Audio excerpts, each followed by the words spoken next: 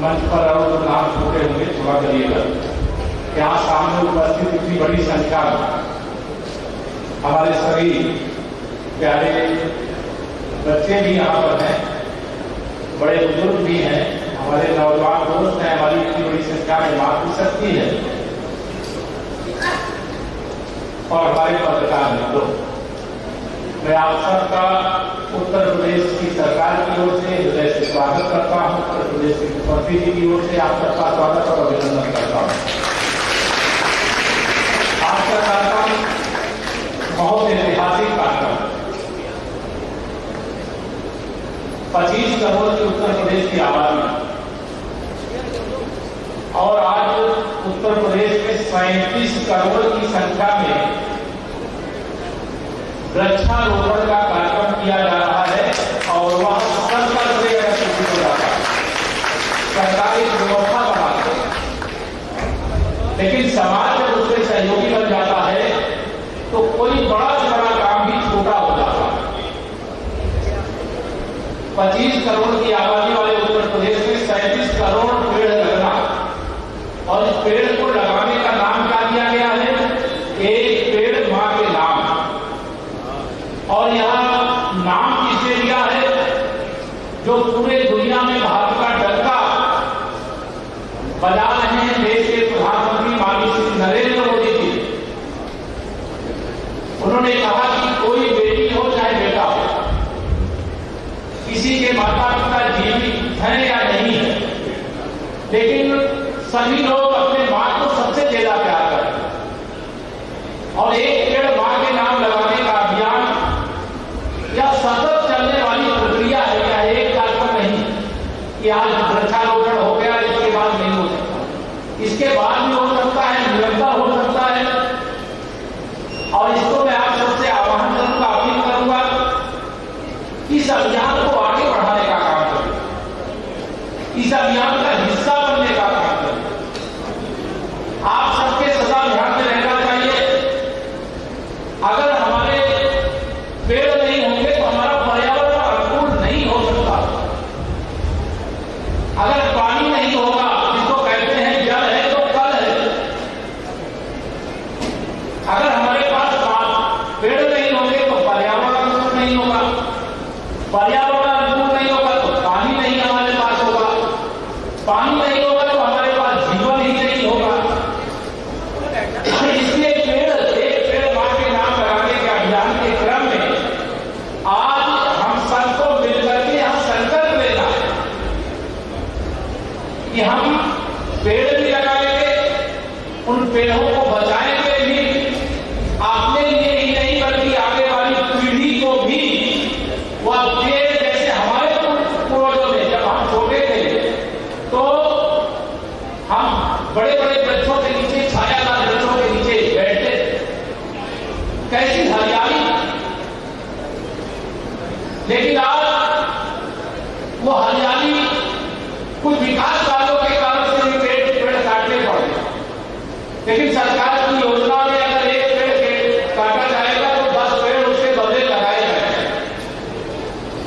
मैं आप सबको ये आह्वान करना चाहता हूं कि जैसे 25 करोड़ की आबादी में 37 करोड़ आज वृक्षारोपण करने का एक पेड़ मां के नाम लगाने का लक्ष्य रखा गया है, वैसे ही आप अपने परिवार के जितने भी सदस्य हो सबकी ओर से पेड़ लगाने का एक संकल्प लीजिए कि जितने सदस्य हमारे घर में हैं सब लोग अपने मां के नाम से पेड़ लगाएंगे, उसको बचाएंगे और सुरक्षित तौर से आने वाली पीढ़ी के लिए तैयार करके उसको छोड़ करके जाएगा। यह मन के अंदर संकल्प रहता है, लेकिन हम लोगों के मन में आजकल क्या रहता है, कोई पेड़ लगा हुआ है तो काटने वाले भी बड़ी संख्या में। यह सही है, लकड़ी की बहुत जरूरत होती है, लेकिन लकड़ी की जरूरत का मतलब यह नहीं है कि हम पर्यावरण की अनुकूलता के लिए तो पेड़ वर्षों वर्ष के लगाए हुए उनको काट करके धरती में गिरा देंगे, नहीं, हम पेड़ों को बचाएं।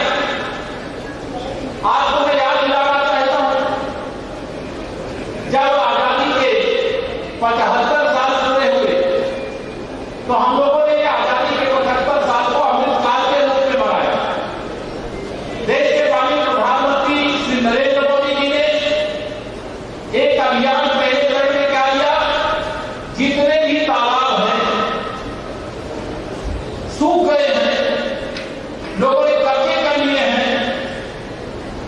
तो उनको खाली करा करके उन तालाबों को अमृत सरोवर के रूप में विकसित करेंगे। बहुत अच्छा सहयोग समाज का रहा, सरकारी अधिकारियों ने भी अच्छा परिश्रम किया और मुझे ये बताते हुए हर्ष हो रहा है कि 18,000 अमृत सरोवर जो पहले सूखे तालाब के रूप में परिवर्तित कर दिए, वो सूखा तालाब क्यों बना? क्योंकि समाज ने अपनी जिम्मेदारी नहीं समझी। उसने सोचा कि अगर हम तालाब की जमीन पे कब्जा कर लेंगे तो हमारी कुछ औकात गांव के अंदर, मोहल्ले के अंदर बढ़ जाएगी। नहीं, आपने अपनी ताकत नहीं बढ़ाई, अपनी हैसियत नहीं बढ़ाई, अपने आने वाली पीढ़ी के लिए संकट खड़ा करने का काम किया। मैं आप सबसे कहूंगा कि अगर किसी ने भी तालाबों पर कहीं पर कब्जा किया, 18,000 अमृत सरोवर बन गए, देश के हम अमृत सरोवर बनाने में नंबर 1 है, लेकिन 18,000 अमृत सरोवर ही नहीं है, हमारे प्रदेश के अंदर ही लाखों तालाब है। उन तालाब की जमीनों पर जो गांव से आए जानते हो, कई तालाबों की जमीनों पर लोगों ने कब्जा किया ही नहीं किया, दोनों हाथ करके किया ही नहीं किया है। आज हम संकल्प लेकर के जाएंगे, गांव में पंचायत बैठाएंगे, सरकारी सहयोग मिलेगा, हम वहां पे कार्रवाई आदेश दे करके कर सकते हैं, तो कब्जा किया उसे हटा सकते हैं, उसे बढ़ा सकते हैं। लेकिन जो नैतिक रूप से हमारी जिम्मेदारी है, मतलब समाज की जो जिम्मेदारी है, अगर गांव के लोग बैठ करके तालाब की जमीन पर अगर किसी ने कब्जा किया है तो उसको खाली करके उसको तालाब के रूप में फिर परिवर्तित करने का मौका देने का आप काम करते हैं, तो आप अभिनंदन के पात्र हैं, आप बधाई के पात्र हैं। हम लोग गांव में रहने वाले, आजकल के बच्चों को शहरी क्षेत्र में रहते हैं, अगर स्विमिंग पूल ना हो, अगर वहां जाने को मौका न मिले तो तैरना नहीं जानते। लेकिन गांव के अंदर जो सरोवर बने, तालाब होते हमारे, पहले तो निर्मल जल रहता था, गांव के लोग उसी तालाब में जाते थे, नहाते भी थे और उसी तालाब में तैरना सीख करके भी आते थे। अगर उनको किसी प्रतियोगिता में हिस्सा लेने का मौका मिलता तो बड़े बड़े मेडल भी जीत करके देश और प्रदेश के लिए लाने का काम करते। लेकिन आज वो तालाब कब्जा हो गया, हमें उन्हें कब्जे से खाली करा। एक बात और मैं कह रहा था, अगर तालाब के किनारे आप वृक्ष लगा दोगे